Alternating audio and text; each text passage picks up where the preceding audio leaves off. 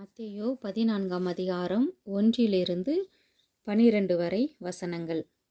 அக்காலத்தில் காற்பங்கு தேசாதிபதியாகிய ஏரோது இயேசுவின் கீர்த்தியை கேள்விப்பட்டு தன் ஊழியக்காரரை நோக்கி, இவன் யோவான் ஸ்நானன், இவன் மரித்தோரிலிருந்து எழுந்தான், ஆகையால்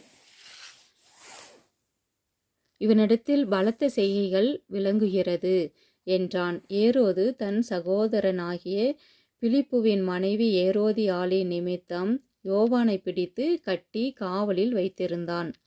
ஏனெனில் நீர் அவளை வைத்து கொள்வது நியாயமல்லவென்று யோவான் அவனுக்கு சொல்லியிருந்தான். ஏரோது அவனை கொலை செய்ய மனதாயிருந்தும் ஜனங்கள் அவனை தீர்க்கதரிசி என்று எண்ணினபடியால் அவர்களுக்கு பயந்திருந்தான். அப்படி இருக்க ஏரோதின் ஜென்ம நாள் கொண்டாடப்படுகிற போது ஏரோதியாளின் குமாரத்தி அவர்கள் நடுவே நடனம் பண்ணி ஏரோதை சந்தோஷப்படுத்தினாள்.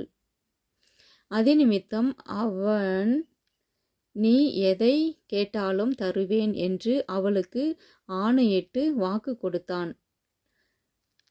அவள் தன் தாயினால் ஏவப்பட்டபடியே யோவான் ஸ்நானனுடைய தலையை இங்கே ஒரு தாளத்திலே எனக்கு தாரும் என்று கேட்டாள். ராஜா துக்கமடைந்தான். ஆகிலும் ஆணைய நிமித்தமும் பந்தியில் கூட இருந்தவர்களின் நிமித்தமும் அதை கொடுக்க கட்டளையிட்டு ஆள் அனுப்பி காவற்கூடத்திலே யோவானை சிரச்சேதம் பண்ணுவித்தான்.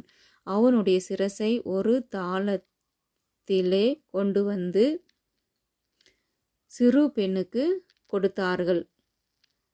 அவள் அதை தன் தாயினிடத்தில் கொண்டு போனாள். அவனுடைய சீஷர்கள் வந்து உடலை எடுத்து அடக்கம் பண்ணி பின்பு போய் அந்த சங்கதியை இயேசுவுக்கு அறிவித்தார்கள்.